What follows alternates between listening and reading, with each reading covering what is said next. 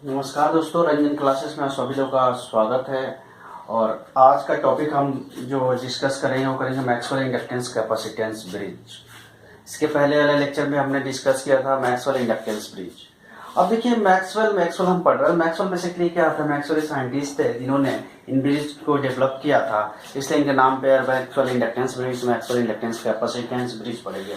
अब देखिए Maxwell inductance capacitance bridge है क्या, ये टाइप ऑफ एसी ब्रिज, एक एसी ब्रिज है which are use for the measurement of high value of inductance. Basically जो मेजर करते हैं हाई वैल्यू ऑफ इंडक्टेंस को मेजर करते हैं। बेसिकली जो इसमें मेजरमेंट होता है वो क्या करते हैं, विद रिस्पेक्ट टू कैपेसिटेंस होता है, एक स्टैंडर्ड कैपेसिटेंस होता है जिसको बोलते हैं वेरिएबल कैपेसिटेंस। उसके रिस्पेक्ट में हम इंडक्टेंस का वैल्यू को मेजर करते हैं। That's why it is called as Maxwell inductance capacitance bridge. यहां तक क्लियर हुआ। अब देखिए जो मैक्सवेल इंडक्टेंस ब्रिज है ये मीडियम क्वालिटी फैक्टर रेंज के लिए सुटेबल होता है। क्यों कि जो इसका रेंज 1 से क्वालिटी फैक्टर बेसिकली जो परफॉर्मेंस को इंडिकेट करता है। किसी भी कॉइल का परफॉर्मेंस अगर हम देखते हैं तो बाय यूजिंग क्वालिटी फैक्टर हम फाइंड आउट कर सकते हैं उसका परफॉर्मेंस कैसा है। तो जो क्वालिटी फैक्टर है, जो कॉइल है उसका जो क्वालिटी फैक्टर है 1 से ग्रेटर होगा और 10 से बिलो होगा। इस रेंज में अगर लाई करेगा तो उस क्वालिटी फैक्टर वाले कॉइल का इंडक्टेंस को मेजर करने के लिए हम जो ब्रिज यूज करते हैं, that bridge is called Maxwell inductance capacitance bridge. अब देखिए ब्रिज है तो फोर आर्म होगा आपका, 4 आर्म है। अब देखिए 4 आर्म में हमेशा क्या है, एक जो आर्म है वो अननोन है, बाकी रेस्ट ऑफ द 3 हो गए वो नोन। यानी नोन का मीन्स उसका वैल्यू हमें पता है, यानी 4 आर्म्स। नेक्स्ट आपका पावर सप्लाई चाहिए, एक तो डिटेक्टर चाहिए आपको, उसके बाद चाहिए आपको supply. Supply means AC power supply.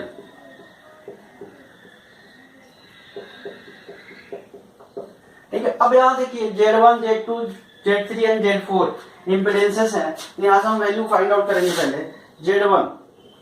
अब Z1 इज इक्वल टू क्या, RX LX। RX LX क्या है आपका सीरीज में है RX।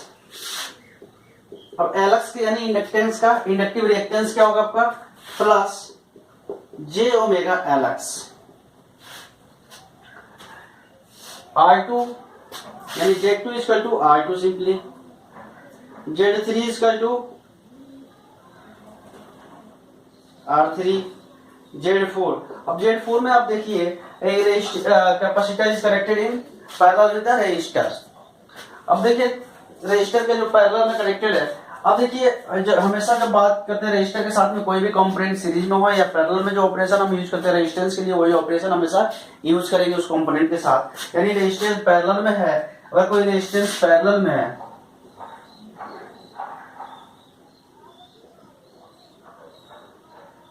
R1 R2 अगर पैरेलल में हम यहाँ पे देख रहे हैं कनेक्टेड है तो R इक्विवेलेंट जो निकालते हैं वो होता है 1 upon RQ equal to 1 upon R1 1 upon R2।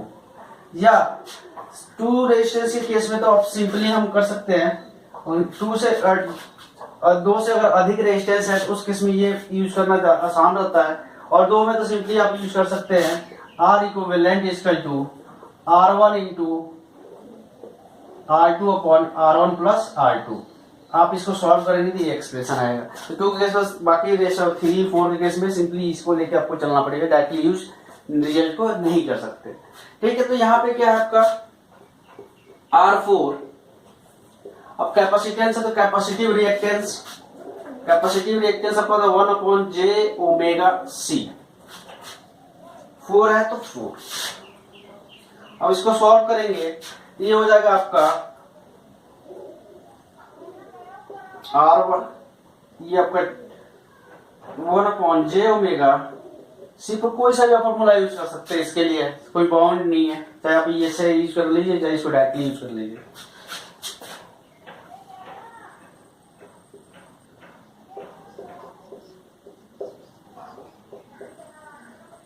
अब इसको सॉल्व करेंगे तो आ जाएगा आपको R4 upon J omega C4 upon LCM ले लीजिए, आपका आ जाएगा J ओमेगा C4 और इधर मल्टीप्लाई में आ जाएगा J omega C4 R4 plus 1। इसका डिनोमिनेटर कैंसिल आउट। अब यहाँ पे क्या बच गया हमारे पास R4 अपॉन अरेंज कर लीजिए इसको 1 प्लस जे ओमेगा C4R4, ये हमारा आ गया Z4 का इक्वेशन। यानी अब इसको यहाँ हमें स्पेस चाहिए तो यहाँ लिख लेते हैं इस टर्म को, यहाँ लिख लेते हैं Z4 इक्वल टू आ गया हमारे पास R4 अपॉन 1 प्लस जे ओमेगा C4R4। ठीक है, अब हम बात करते हैं ब्रिज बैलेंस इक्वेशन। जब भी bridge balance, general bridge balance equation जो है उसका हमेशा हमें यूज करना पड़ेगा जनरल ब्रिज बैलेंस इक्वेशन का। जनरल ब्रिज बैलेंस इक्वेशन क्या होता है? Opposite the product of opposite pair of impedance is equal to the other terminal opposite pair of impedance. यानी इस पेयर के ऑपोजिट टर्मिनल के इम्पीडेंस ये, यानी Z1 into Z4 equal to Z2 into Z3।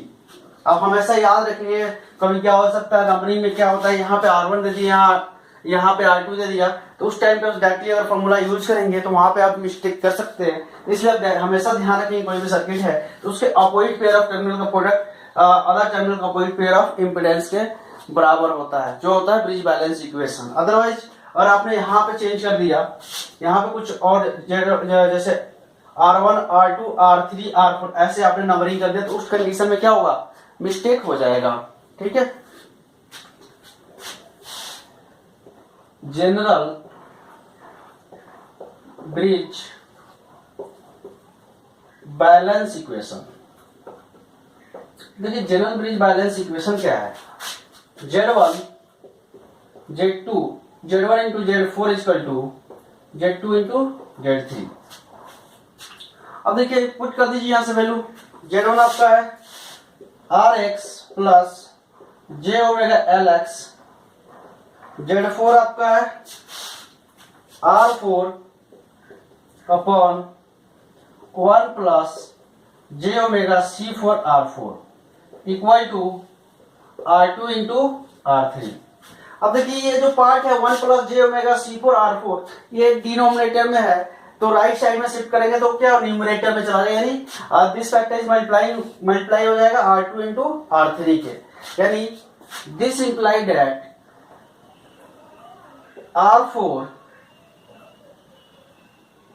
RX J omega LX R4 equal to R2 R3 1 plus J omega C4R4। Clear है? अब मैं इसको रफ कर देता हूं। This implied at RX R4 plus J omega LX R4 equal to R2 R3 plus J omega C4R4 R2 R3। अब देखिए इस इक्वेशन को ध्यान से देखिएगा तो ये इस इक्वेशन में फ्रीक्वेंसी पार्ट यहाँ पे फ्रीक्वेंसी इंडिपेंडेंट पार्ट है, यानी ये रियल पार्ट है, इसको बोल देंगे इमेजिनरी पार्ट है। जनरली जब जे होता है, जनरल आयोटा मैथमेटिक्स में यूज करते हैं कॉम्प्लेक्स के लिए, इमेजिनरी पार्ट के लिए, और इलेक्ट्रिकल और इलेक्ट्रॉनिक्स में जो जे होता है उसको हम यूज करते हैं का इमेजिनरी पार्ट को प्रेजेंट करने के लिए। यहाँ पे देखिए इमेजिनरी पार्ट ये है आपका, रियल पार्ट आपका ये है।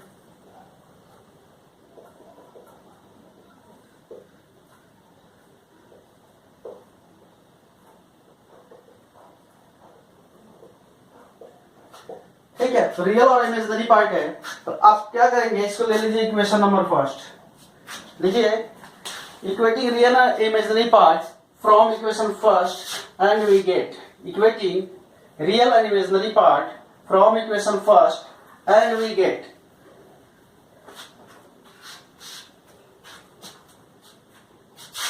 equating real and imaginary part from equation first and we get। अब रियल और इमेजिनरी पार्ट इक्वेट कर दीजिए। इधर हमने ले लिया रियल पार्ट इक्वेट करेंगे, इधर हम करेंगे इमेजिनरी पार्ट, आपको आसानी हो, मिक्सअप ना हो। यानी रियल पार्ट यहाँ क्या RX R4 equal to R2 R3।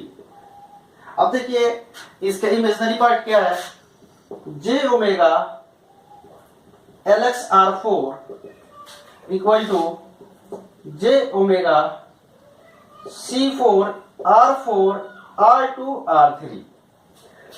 अब देखिए इसको यहां से क्या आ जाएगा, Rx क्या है हमारा अननोन है, Rx equal to R2 R3 upon R4।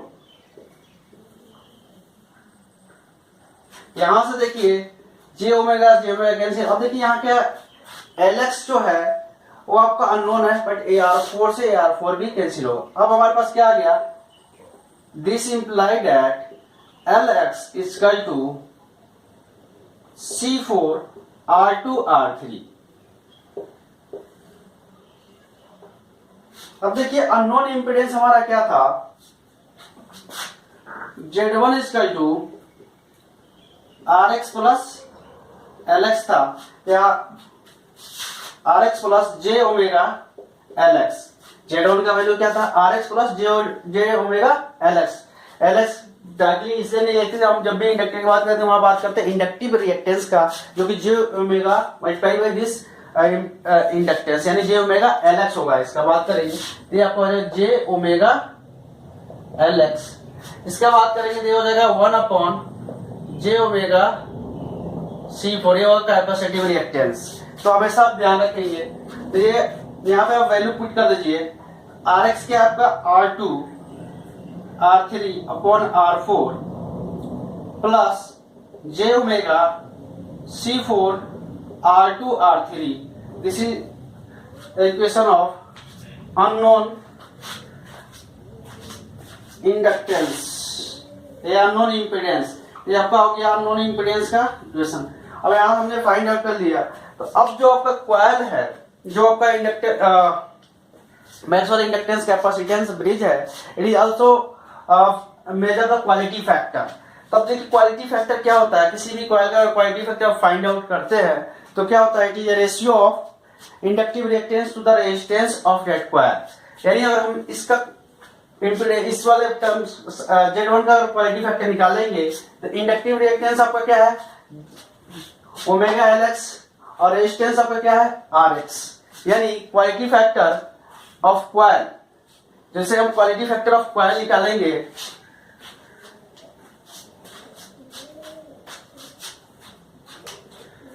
अब हम बात करते हैं क्वालिटी फैक्टर ऑफ कॉइल्स का।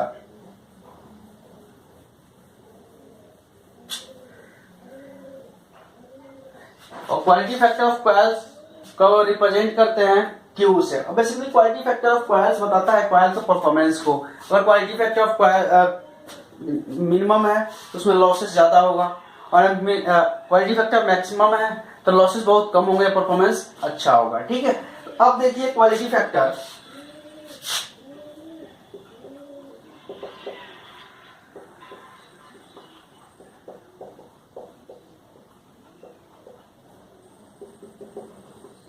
यहां हम निकाल रहे हैं unknown impedance that is coil. ठीक है, बस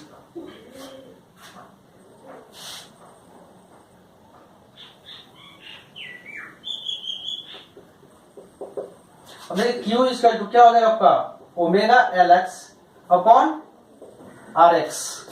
अब ओमेगा LX क्या है, ओमेगा LX का वैल्यू आपके पास C4 R2 R3, C4 R2 R3, Rx का वैल्यू क्या है R2 R3 R4, R2 R3 R4। अब देखिए R2 R3 से R2 R3 कैंसिल। अब देखिए इसके नीचे कुछ नहीं है, जैसे क्या होता है x अपॉन 1 अपॉन x है, तो जनरली हम सॉल्व करते थे क्या होता है x upon 1 upon 1 upon x, solve करते x upon 1 into x upon 1 that is equal to x square. तो वही कंसेप्ट यहाँ पे हम सॉल्व करेंगे, तो हमारे पास क्या आ जाएगा q is equal to omega C4 R4।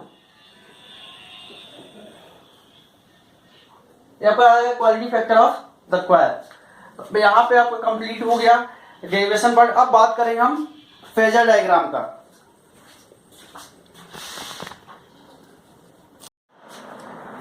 चलिए दोस्तों, अभी हम बात करेंगे फेजर डायग्राम। फेजर डायग्राम क्या है, बेसिकली क्या रिप्रेजेंट करता है? फेजर डायग्राम रिप्रेजेंट करता है आपका relationship between the voltage and current flowing through the each component.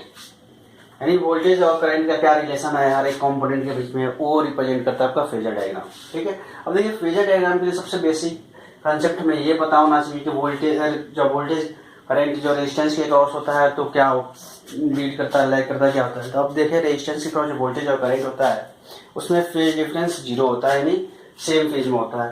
But अब इंडक्टर के क्रॉस जो होता है वोल्टेज लीड करता है करंट से 90 डिग्री, और कैपेसिटर के क्रॉस जो वोल्टेज होता है वो लैग करता है करंट से 90 डिग्री। ये आपको याद रखना है। इसके अक्रॉस आप क्या करेंगे, रिफरेंस वोल्टेज लेके आप ड्रॉ करेंगे। अब देखिए यहाँ पे क्या है, अब देख रहे हैं सर्किट डायग्राम है। अच्छा, एट बैलेंस कंडीशन में क्या होगा, there is no current flowing through this terminal, it means that I1 is equal to I3 and I2 is equal to I4, and at balance condition E1 is equal to E2 and E3 is equal to E4। Clear है? अब E1 क्या है, हमने निकाला है E1 is equal to I1 RX plus omega LX I1, E2 हो जाएगा I2 R2, E3 का I3 R3।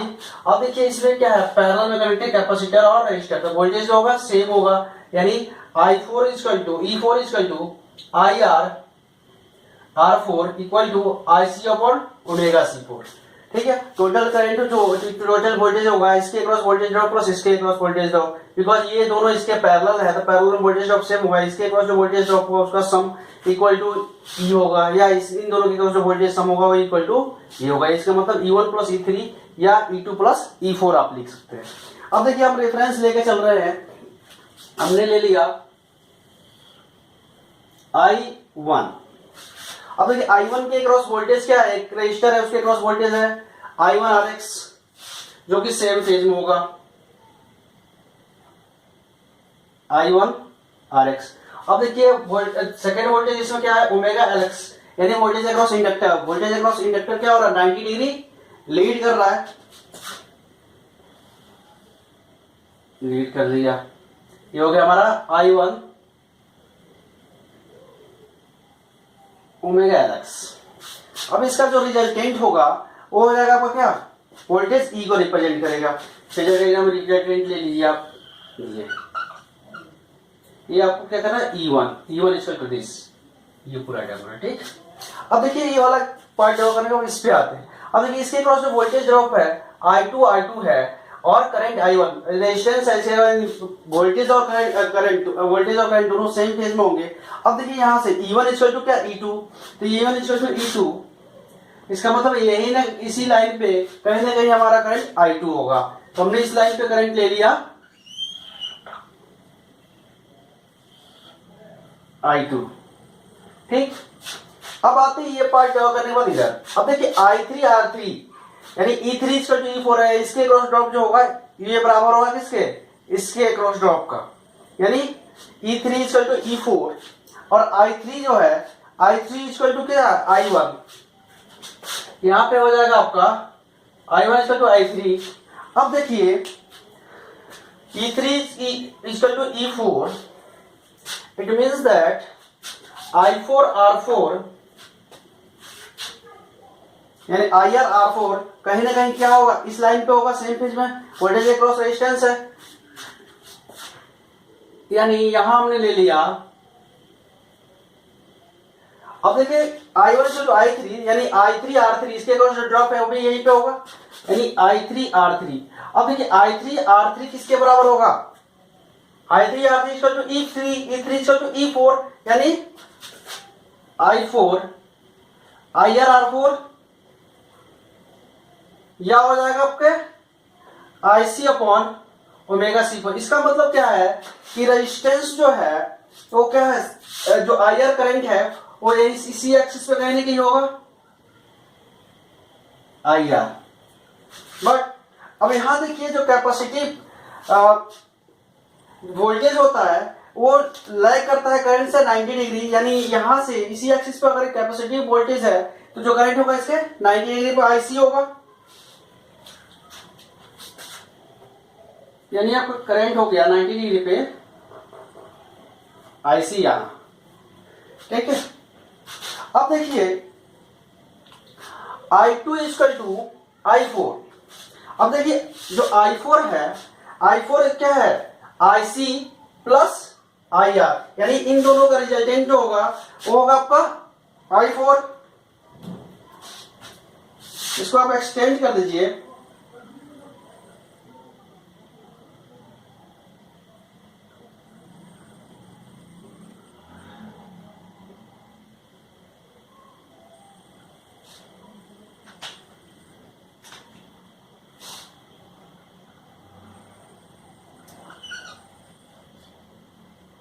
यानी ये हो गया I2 इक्वल टू I4।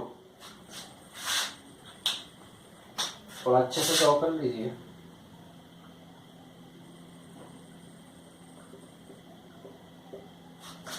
अब देखिए यहां से हमारा I2 I4 मिल गया।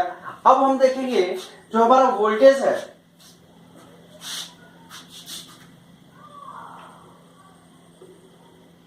हमारा जो वोल्टेज है E, उस क्या है, E1 इक्वल टू E3 है, E1 प्लस E3 है, या E2 इक्वल टू E4। अब देखिए E1 इक्वल टू E2, ये वाला लाइन ये वाला ये रिप्रेजेंट कर रहा है, और E3 इक्वल टू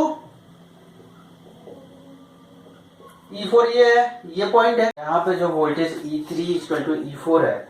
अब देखिए E1 जो वोल्टेज है वो है E1 प्लस E2 या E2 प्लस E4।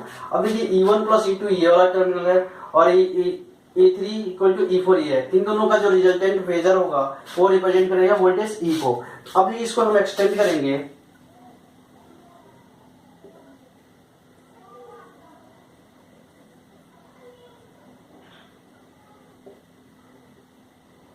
मैं एक्सटेंड किया।